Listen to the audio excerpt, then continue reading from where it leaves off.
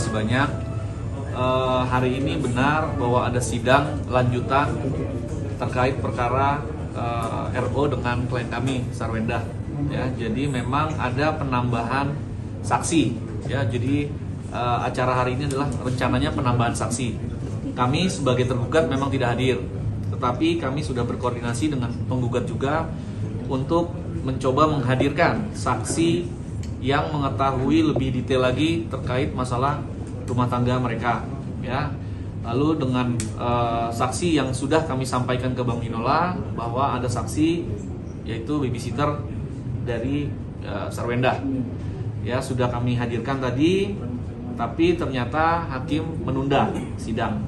Ya, memang itu hak sepenuhnya, ya, dan memang kita maklumi lah, ya.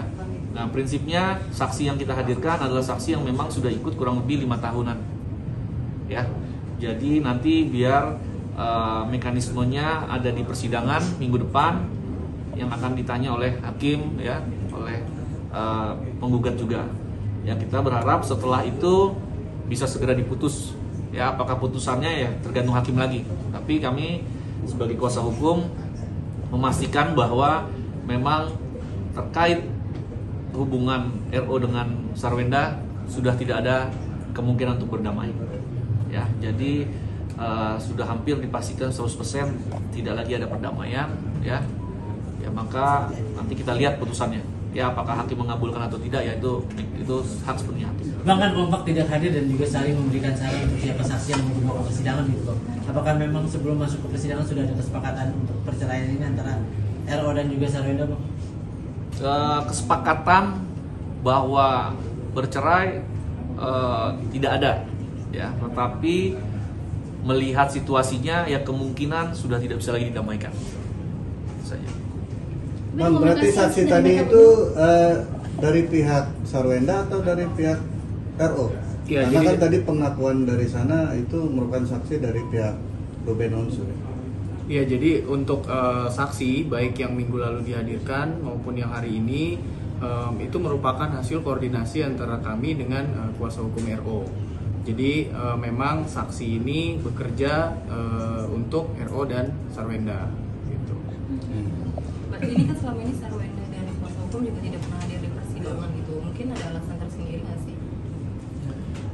Ketidakhadiran kami sekali lagi sebagai tergugat karena kami melihat gugatan yang diajukan oleh pihak RO adalah benar adanya, ya. Jadi tidak ada yang kami bantah.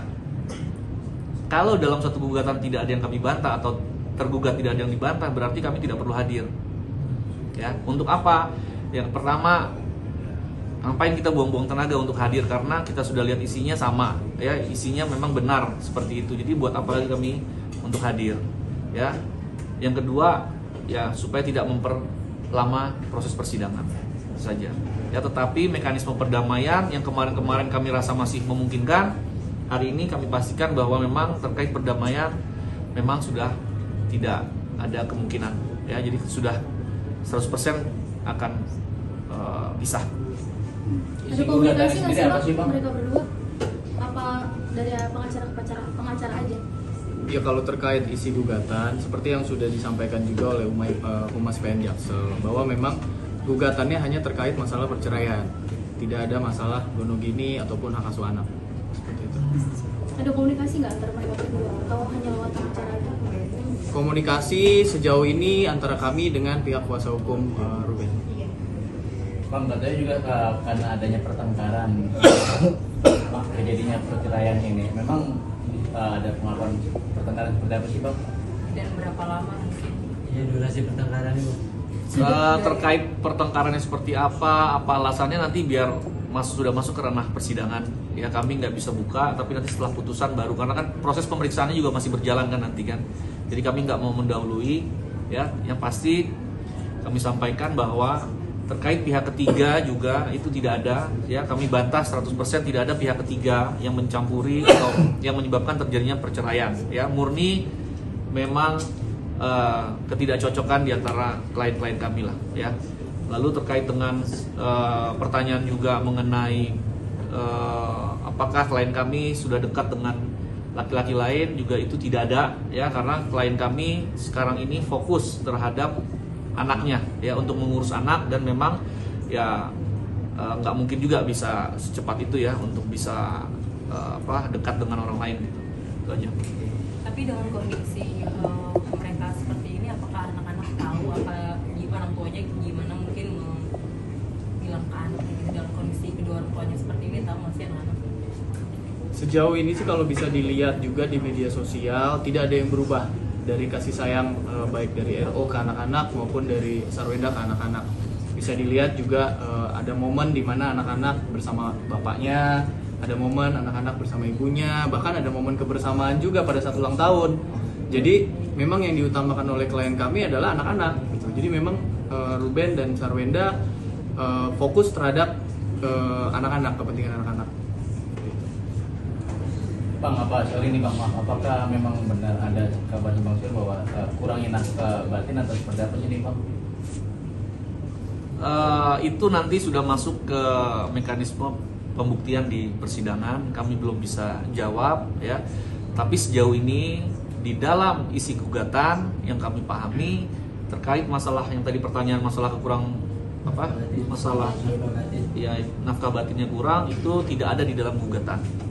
Ya, artinya menurut saya ya itu belum bisa kami sampaikan apapun lah ya, karena memang tidak ada dasarnya ya. Jadi ya kita tunggu aja setelah proses pembuktian, nanti klien kami juga akan bicara kepada teman-teman, mungkin ada pertanyaan-pertanyaan lebih detail ya, silakan nanti ditanya ke klien kami langsung.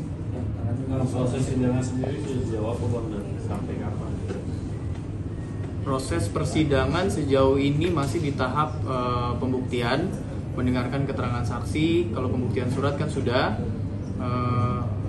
saat ini mendengarkan keterangan saksi, dan seterusnya nanti kalau prosedurnya memang berjalan sesuai hukum acaranya, ya nanti akan ada kesimpulan sampai kepada putusan.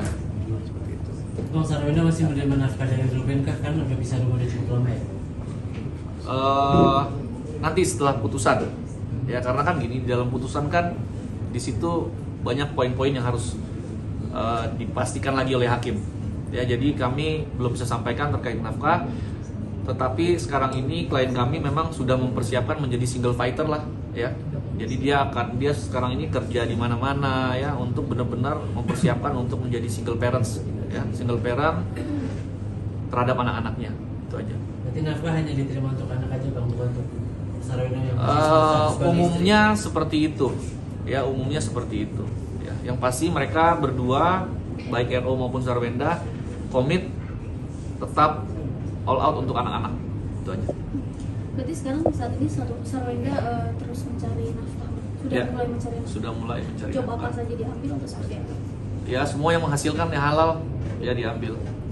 Bang, ada isu nih katanya Tania ini kalau nggak salah bukan anak kandung dari Ruben, tapi dari maaf ya Bang, dari Sarwenda dan pria lain. Ini seperti apa Bang, sebagai proses? Ya, terkait masalah isu mengenai hal-hal yang seperti tadi ditanyakan sudah dibantah ya, mungkin di YouTube channelnya ada YouTuber ya sudah pernah dibantah. Intinya itu tidak benar ya, bahwa orang yang dimaksud itu pun bekerja setelah anak ini sudah lahir ya, jadi sudah terbantah sebenarnya ya masalah itu. Bang, tadi bilang Sarwenda kan mulai kerja ya untuk menghidupi setidaknya untuk diri sendiri dulu baru ke anak-anak itu. Apa memang mungkin Sarwendanya juga tidak memusingkan nafkah itu masuk dari Ruben atau tidak, makanya dia akhirnya bekerja lagi atau seperti apa sih Bang? Ya, sekarang ini kan gini, klien kami kan sudah punya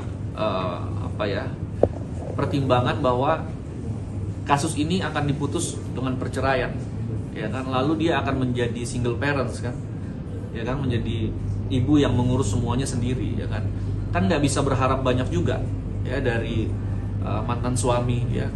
Artinya dia sudah memprediksi bahwa dia akan coba menjadi ibu dengan kekuatannya dia untuk bisa menafkahi anak-anaknya gitu secara maksimal, karena kita nggak tahu ke depan seperti apa gitu ya, apakah emang mantan suaminya nanti akan bertanggung jawab atau tidak, kan kita belum bisa. Itu yang sekarang dilakukan oleh klien kami. Artinya dia sudah memprediksi yang terburuk seperti apa ya, dia tidak mau sampai tiba-tiba misalnya nanti ke depan ternyata tidak tidak cocok dia nggak bisa apa-apa, dia nggak mau. Makanya sekarang ini klien kami benar-benar dia mencoba menjadi sudah berusaha menjadi single parents lah, udah mencari job di mana-mana untuk anak-anaknya. Selain karena untuk kemandirian atau mungkin karena memang nafkah untuk dirinya sendiri kurang cukup kok ya bang dari korupsi bang atau seperti apa? Boleh tahu bang berapa sih yang diminta Wenda untuk anak-anak? Ya untuk itu kami belum bisa jawab. Ya itu masih masuk ke dalam pokok persidangan nanti, putusan pengadilan seperti apa nanti akan diputus oleh pengadilan. Tapi kembali lagi saya tekankan bahwa kewajiban untuk mendidik, mengasuh, gitu ya, mengajarkan seorang anak itu memang kewajiban dari kedua orang tuanya.